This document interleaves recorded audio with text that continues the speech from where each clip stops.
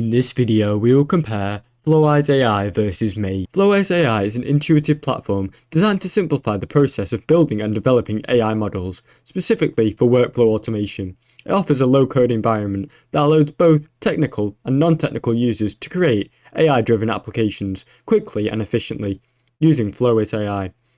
Flow AI enables easy integration and various AI model tools and data sources, making it suitable for tasks such as data processing, decision making, and predictive analysis.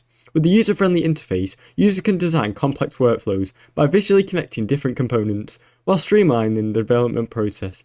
Its ability to handle complex AI workflows while maintaining simplicity and ease of use sets it apart from many of its competitors, making it a very valuable tool for businesses looking to incorporate AI without deep technical expertise. Thanks for watching.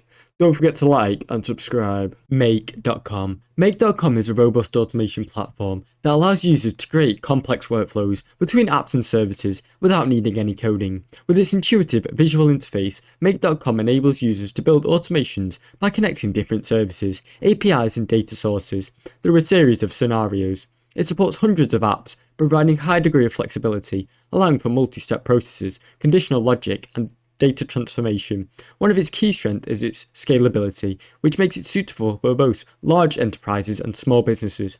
While you might have a steeper learning curve compared to simpler tools such as Zapier, Make.com offers more advanced features for users who need an intricate, customizable workflow.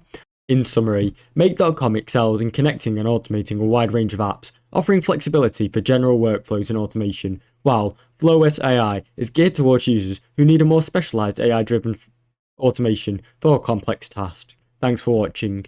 Don't forget to like and subscribe.